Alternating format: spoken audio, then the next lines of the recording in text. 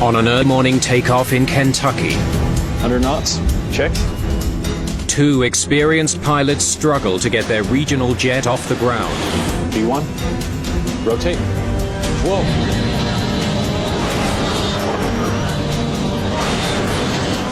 And crash into a nearby field. This was a catastrophic accident. Investigators try to piece together what went wrong Get those to Washington. and end up with more questions than answers. Why the heck would they stop there? Only by retracing the taxi route All the cues are right there, in plain sight. and listening to the cockpit discussions That is weird with no lights.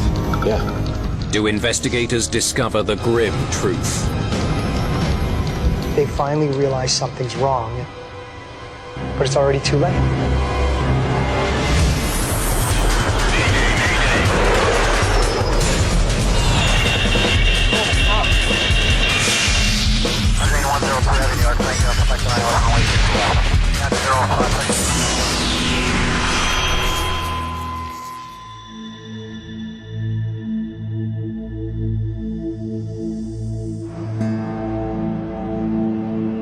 It's almost 6 in the morning in Lexington, Kentucky. The pilots of Comair Flight 5191 prepare for their pre-flight briefing. In command is Captain Jeff Clay, an experienced pilot with more than 4,700 flying hours. Man, I always feel like I could eat a little more when I get a seatbelt like this. First Officer James Polhinky is also a seasoned pilot with more than 6,500 hours. You up for flying this leg? Yeah, I'll take us to Atlanta. Both the captain and the first officer were very highly regarded. Right seat flex, take off. They had an outstanding professional reputation, and individuals that had flown with them had nothing but high marks and very, very favorable comments as far as their qualities. The crew is flying a Bombardier CRJ-100, a small twin-engine jet designed for short commuter flights. Sean Pruchnicki flew that aircraft for Comair for 10 years. The CRJ is an aircraft that's built for short-haul flights. For example, the Lexington to Atlanta, less than an hour type flight is really what these airplanes are designed to do.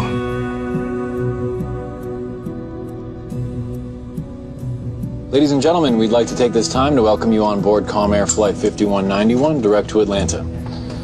We'll try to keep it as quiet as possible. Hopefully you can catch a nap on the way there. It's our pleasure having you on board today. There are 47 passengers and 1 flight attendant on today's flight.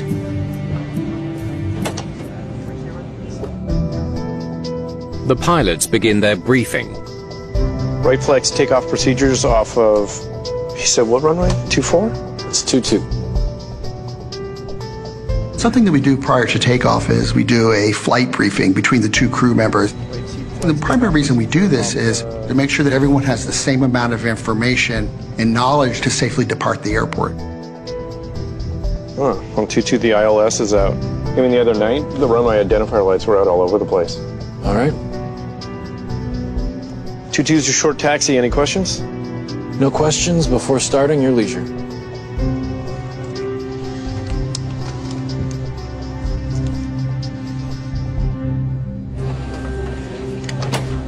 In the cabin, passengers prepare for takeoff.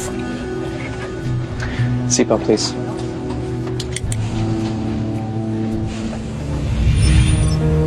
Today, they are bound for Atlanta, Georgia.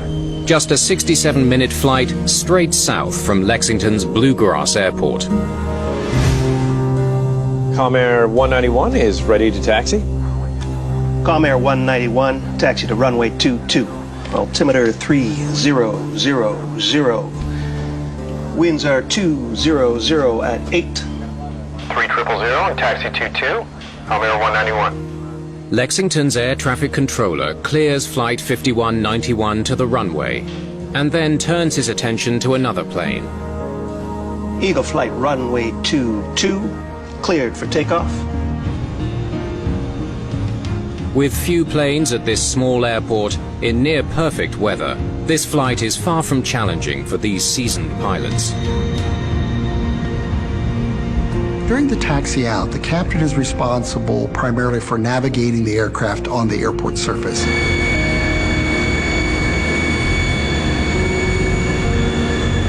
The first officer is running numerous checklists and verifying that the aircraft is safe for departure. Folks, we're going to be underway momentarily, so sit back, relax, and enjoy the flight. We're already in the cabin, sir. Thank you.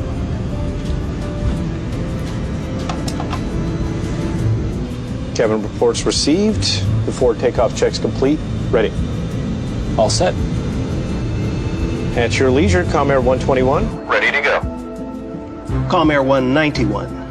Lexington Tower. Fly runway heading. Clear for takeoff. Runway heading cleared for takeoff, 191.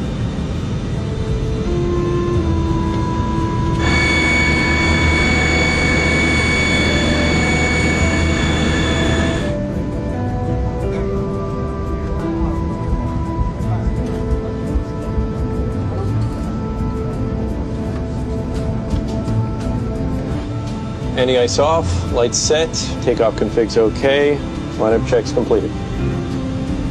All yours, Jim. Captain Clay hands control of the aircraft to First Officer Polhinky for takeoff. My brakes, my controls.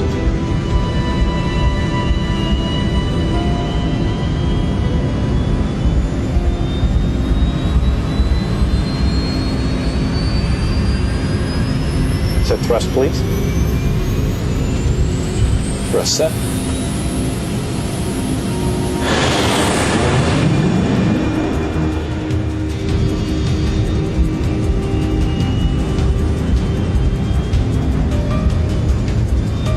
That is weird with no lights. Yeah.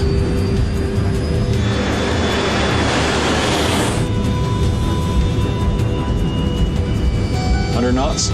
Checks. Something's not right V1. Rotate.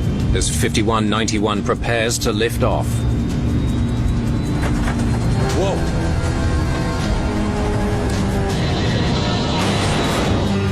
Damn it!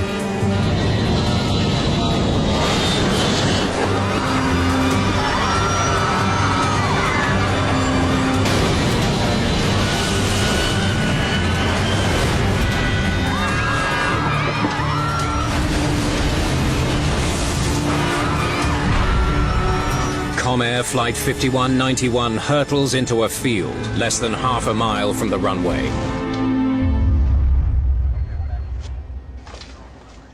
This is Lexington. Alert 3. West side of the runway to the Comair regional jet taking off.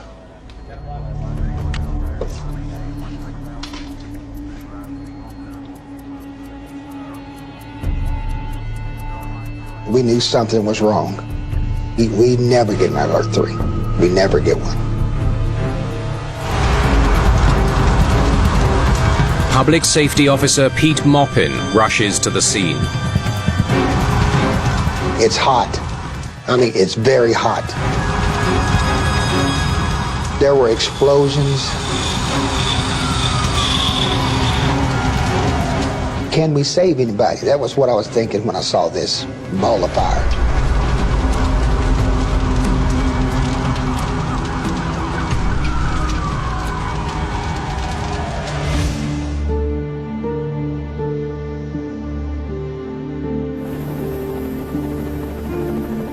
"49 people are dead after the tragic takeoff of Comair Flight 5191. First Officer Polhinky is the only survivor.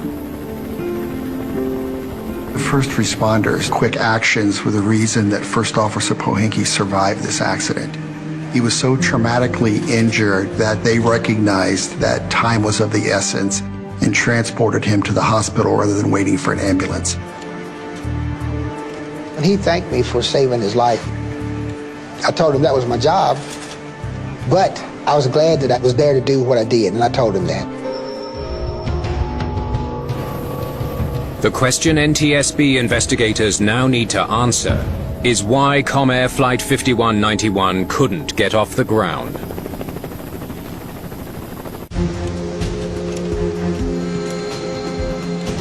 As soon as the fires are put out and the crash site is safe, NTSB investigators begin looking for clues to discover why Comair Flight 5191 crashed less than half a mile from Lexington's Bluegrass Airport.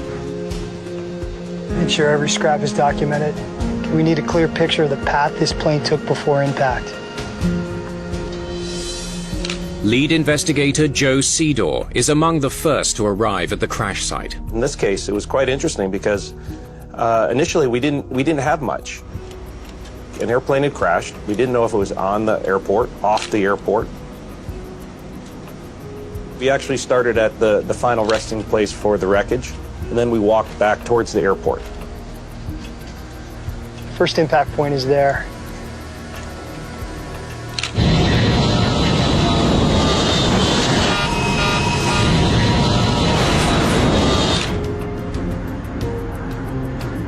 And the plane hit those trees over there.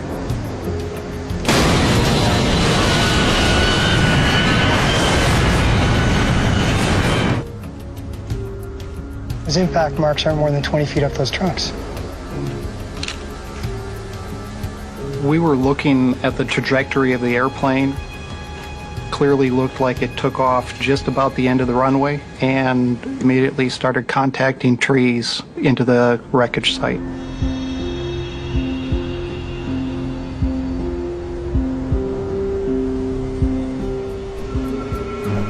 The wreckage path tells investigators that the plane was struggling to get off the ground. Was it engine trouble or something else? It looks like they took off from runway 26.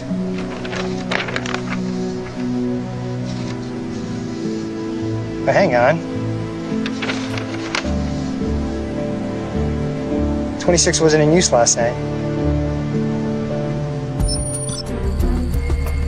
Lexington Airport has two runways, runway 26 and runway 22. According to the flight plan, they were supposed to take off from runway 22. So how the heck did they end up over here? Investigators are surprised to discover that Flight 5191 took off from the wrong runway. Well, at that point in time, because we knew that it was a wrong runway takeoff, the question is why, right? And it's one that doesn't make sense. Did they misunderstand their instructions or deliberately change their plans to take off from a different runway? There's got to be something on that CVR about why they were on runway 26. Get those to Washington. The flight recorder and the cockpit voice recorder were retrieved and flown back here to Washington, D.C. But being on the wrong runway doesn't explain why the plane barely made it off the ground.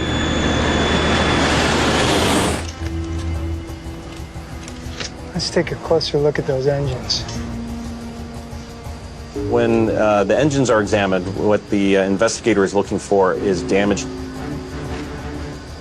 The more damage that there is and the type of damage tells us that if it was turning at high speed or turning at a lower speed. Hey, they were spinning all right. Evidence of deformed blades suggests the engines were running on impact. All the indications were that both engines were operating at high power when the breakup sequence started. There was no problem with the engines.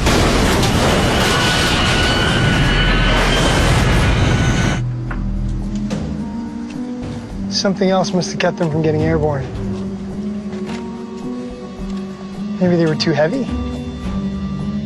With engine failure ruled out, the team wonders if the plane was loaded with too much weight to take off.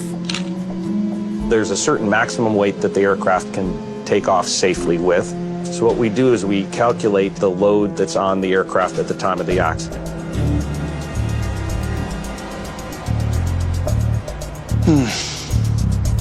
Oh, here it is. CRJ's max takeoff weight is 50,178 pounds.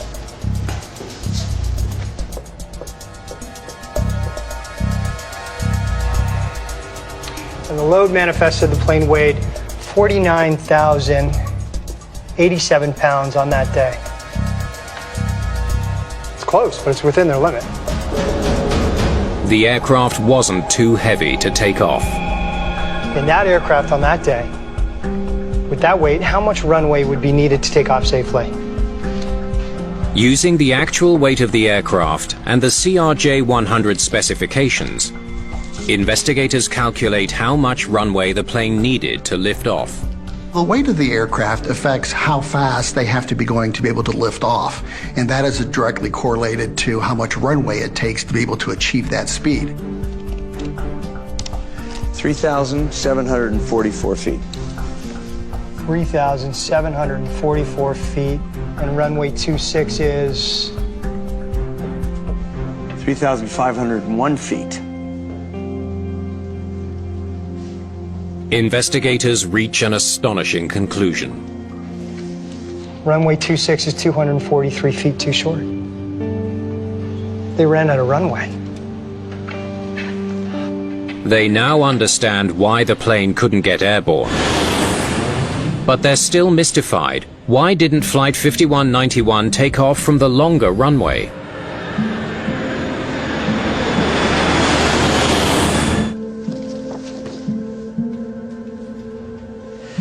Hate to say this, but you're not going to get any answers from the first officer either. His injuries are very severe. The first officer is medically unfit to be interviewed.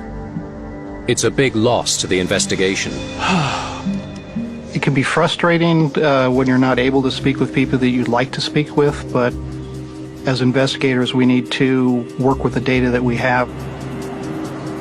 Investigators look for other clues that might reveal why Flight 5191 ended up on a runway they were not cleared to use. All right, they left the gate here. They taxi along here. They're supposed to leave from runway 22 here. But they end up here.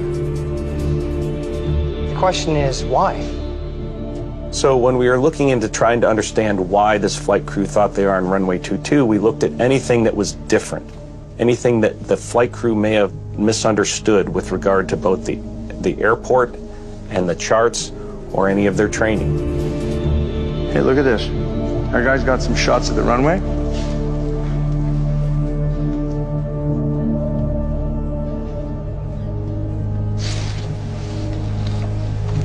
Hey, check this out. Taxiway to runway 22. It's blocked off by construction. There were numerous construction projects that were in place at the Lexington airport the day of the accident. Okay, sure, but wasn't that in their chart?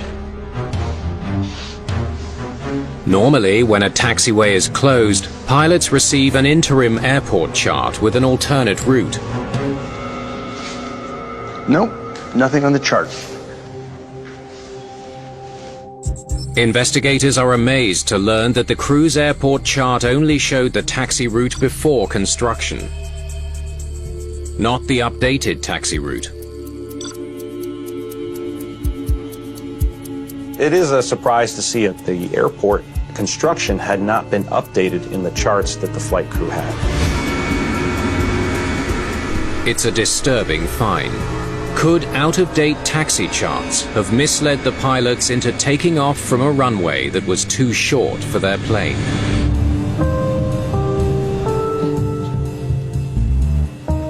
So they get out there and they find their taxiways blocked, and they don't have anything to tell them how to get to runway 22. That could trip you up. But something doesn't add up. Comair Flight 5191 wasn't the only plane departing Lexington that morning. Other planes left before them, and none of them ended up on runway 26. Eagle Flight runway 22, cleared for takeoff.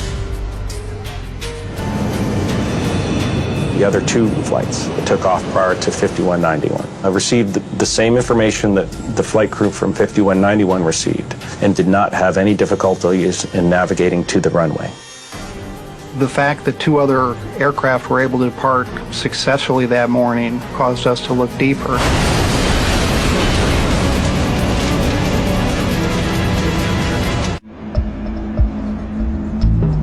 Maybe there's something on the security footage. Investigators turn their attention to CCTV footage in the hopes that it will explain why Comair 5191 took off from the wrong runway.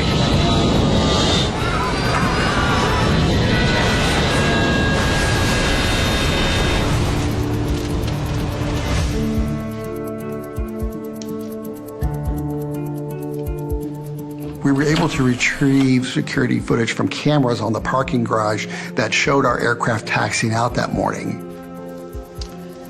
All right, let's see what they were actually up to. Investigators quickly confirm how straightforward the taxi route was. Taxi's short and there's not another aircraft in sight.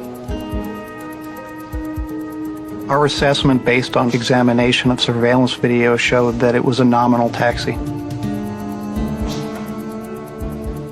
The taxi route from the ramp to runway 22 was straightforward and only required one runway crossing 26. Wait, stop it right there.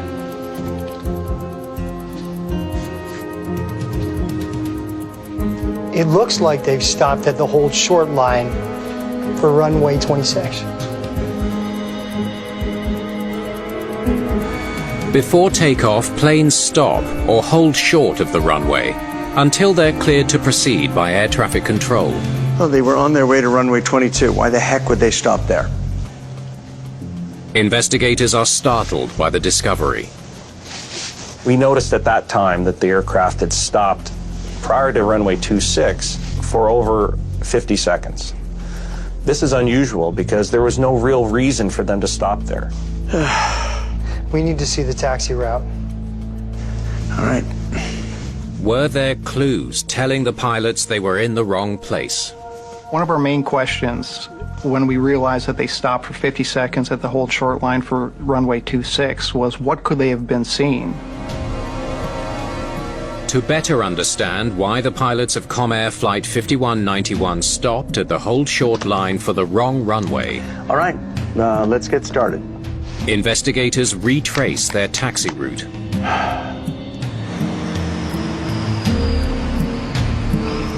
We wanted to understand what the flight crew was seeing. In order to do that, we had to do a taxi demonstration to identify all the signage, the markings, and the cues available to the flight crew.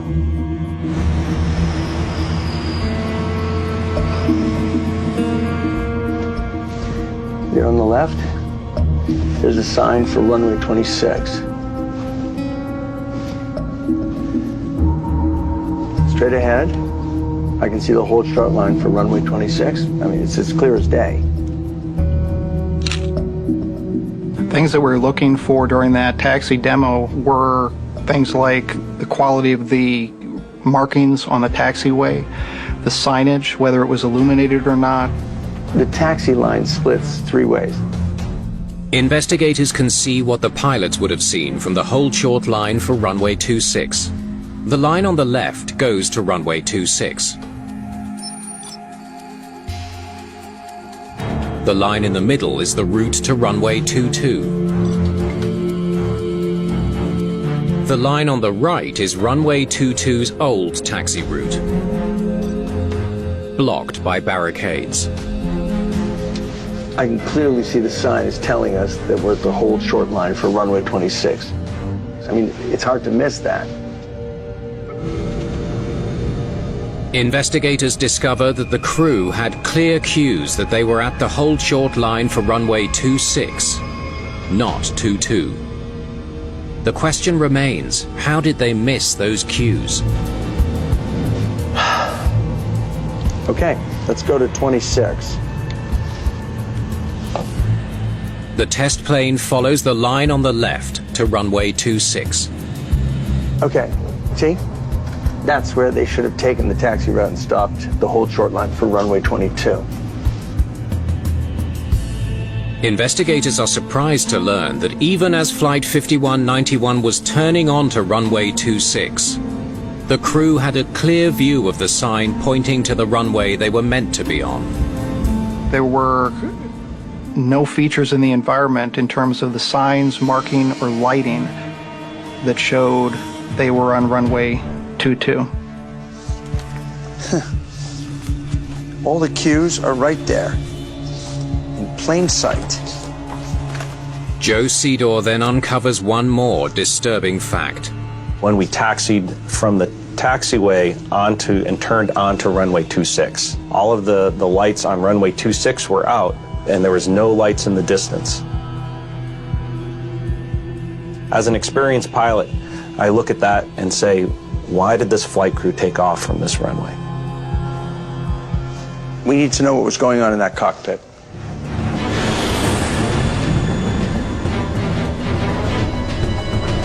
That is weird with no lights. Yeah.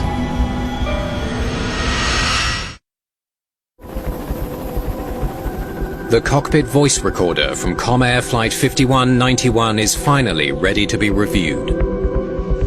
Okay, let's hear what we've got. It may be the only hope of explaining why the crew ended up on an out-of-service runway, instead of the one they were cleared to use. In this type of human factors accident, it's very difficult because we have to try to determine what the pilots were thinking. The main tool that we use in order to determine that is the cockpit voice recorder. The CVR was very important in understanding what the flight crew was talking about and what they were doing during the taxi and the takeoff. Good for flying this leg? I'll take us to Atlanta. Okay, so the first officer is going to fly. That's standard stuff. The flight crew were conducting themselves in a professional manner. For our own briefing, Comair standard, run the checklist, your leisure. Keep me out of trouble, I'll do the same for you. I'll do the same. Whenever you're ready. Okay, here comes the taxi brief. Flight seat flex takeoff procedures off You said what runway, 24? That's 2-2. 2-2. The ILS is out on 2-2. Came in the other night, the runway identifier lights were out all over the place. All right. 2-2's your short taxi. Any questions? No questions before starting at your leisure. Something in the briefing surprises investigators. Wait, stop it right there.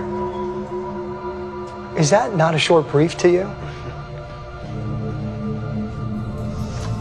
They discover that the crew used an abbreviated version of the taxi brief called Comair Standard. Pull up the Comair Standard taxi brief.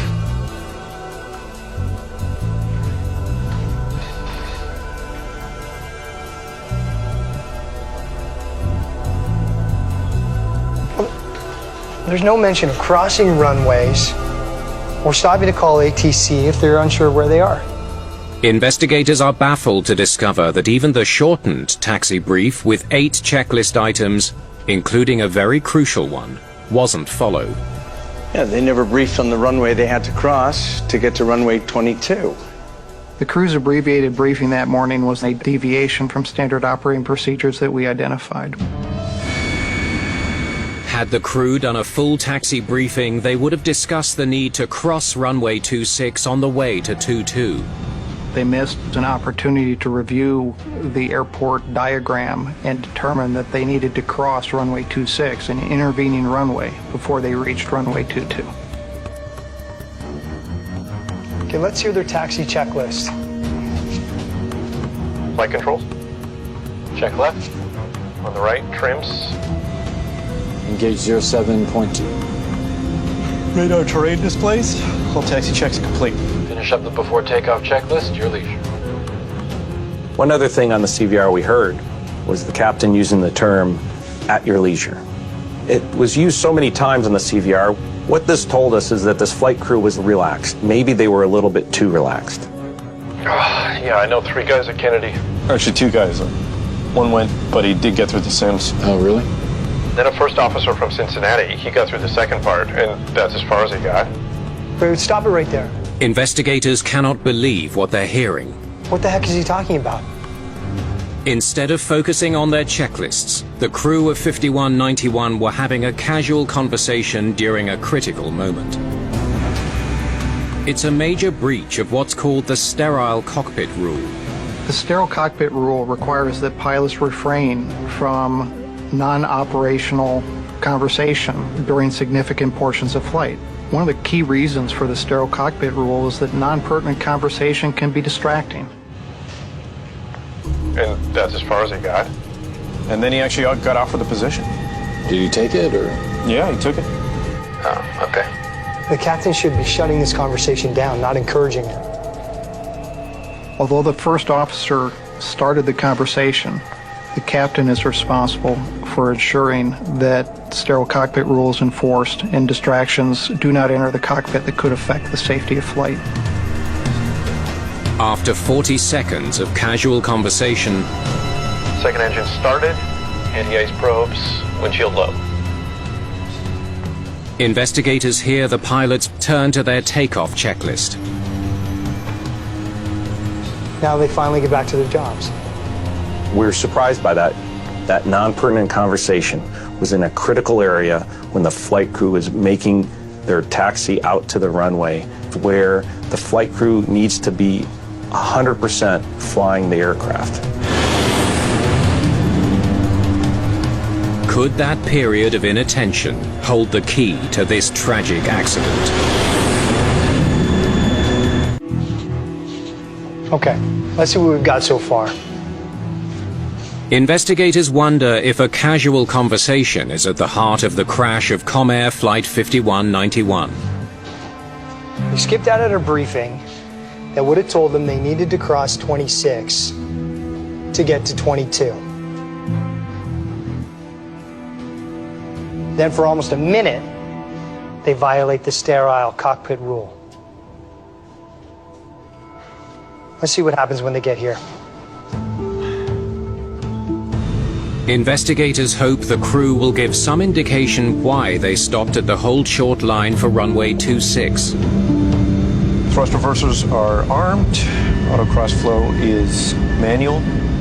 Ignition is off.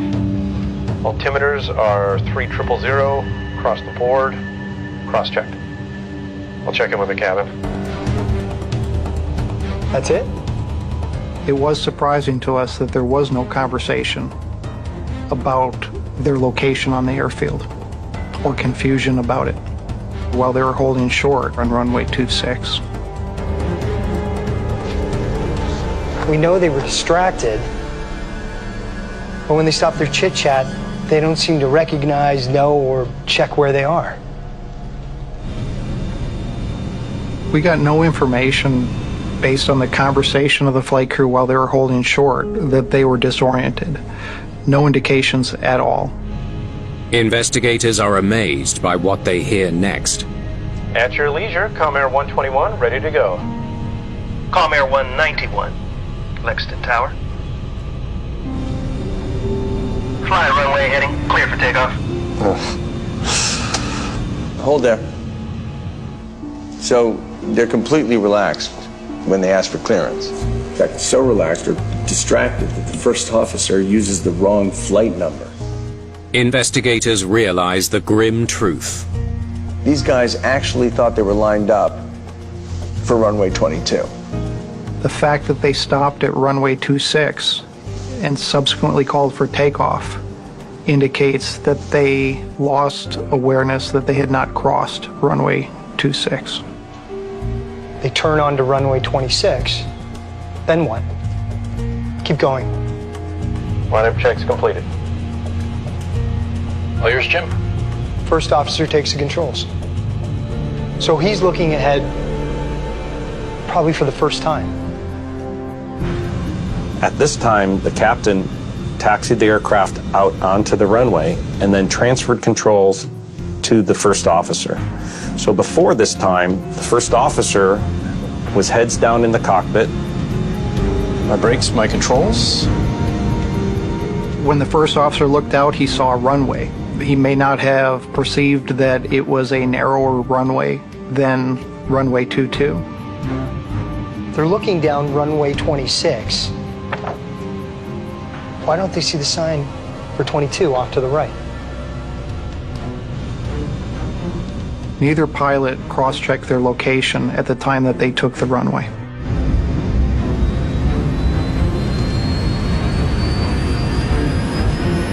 Set thrust, please. Thrust set.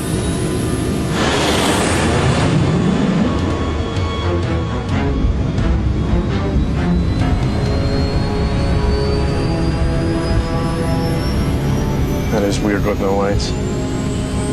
Yeah.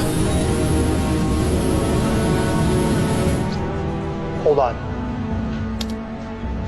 Runway 26 is not in use, so it's not lit.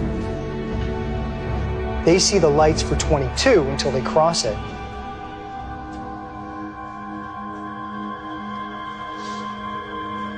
They're looking down a pitch dark runway, and it doesn't faze them.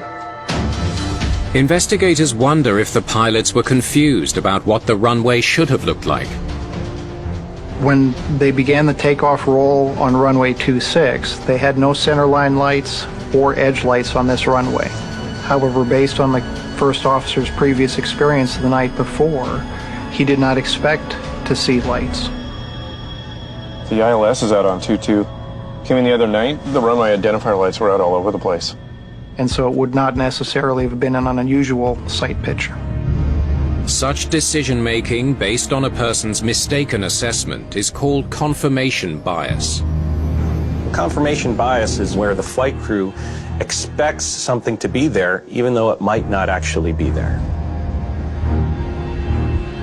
He noticed there was no lights on the runway, but he just accepted the fact.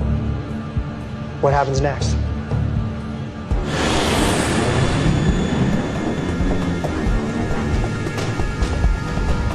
Under knots. Checks. The pilots now see they're almost out of runway V1, rotate. and don't have the required speed to get airborne. Whoa. Damn it!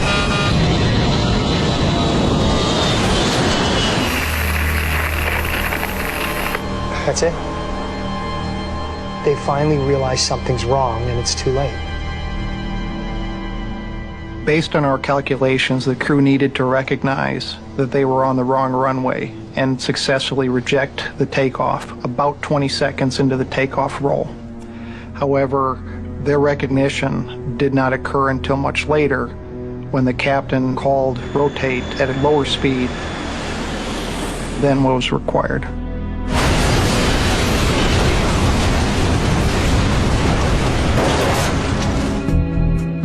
Investigators have unraveled the mystery of what happened inside the cockpit of Flight 5191.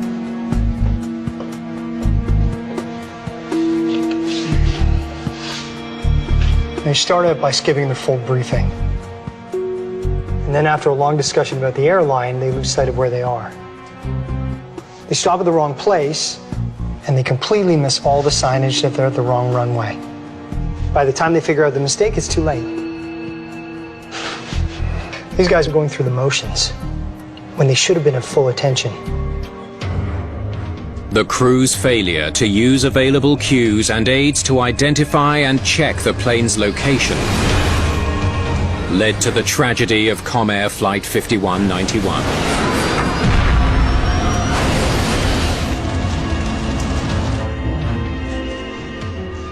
But the team still has one unanswered question. Why didn't the controller tell them they were at the wrong runway?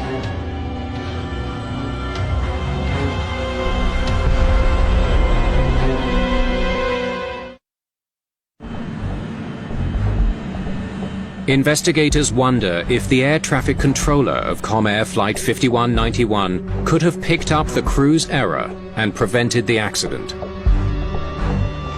Happy to answer any questions.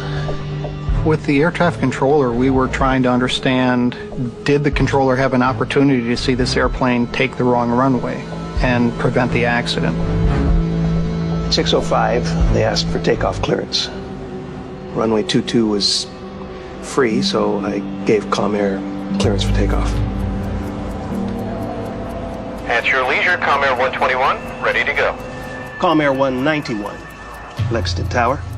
Fly runway heading, clear for takeoff. Runway heading, clear for takeoff, 191.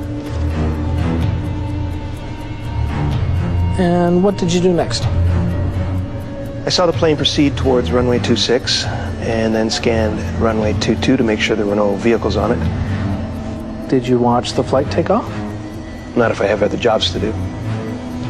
Investigators make one final discovery. And then I turned over here to count my flight strips. And why would you start counting your flight strips then? I wasn't busy. It only takes a few minutes. And there was no reason to think that they'd have any problems. In 17 years, I've never seen a plane that size try to take off from runway 26. The controller was not watching the airplane and assumed that the airplane was going to take off on the correct runway because this is such a simple airport and because there was no other traffic on the airport at the time of the accident. And if you hadn't turned away, would you have noticed that they were in the wrong place?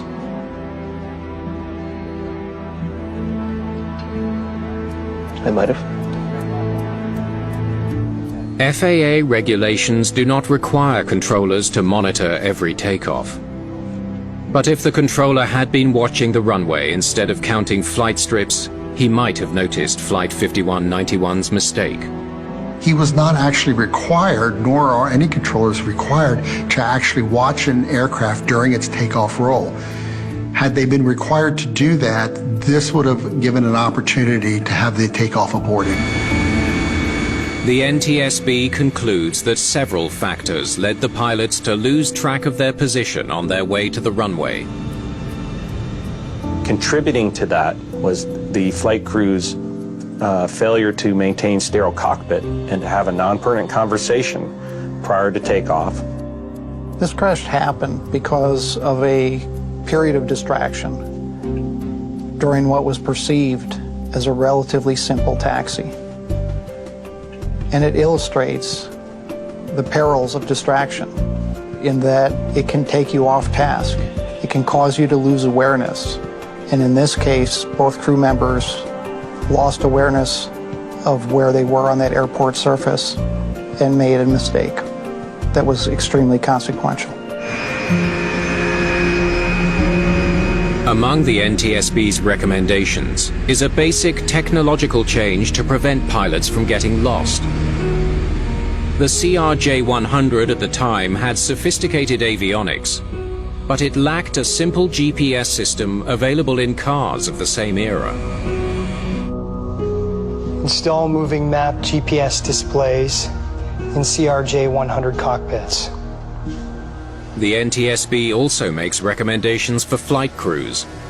Require pilots to check that they are at their assigned runway before crossing the hold short line.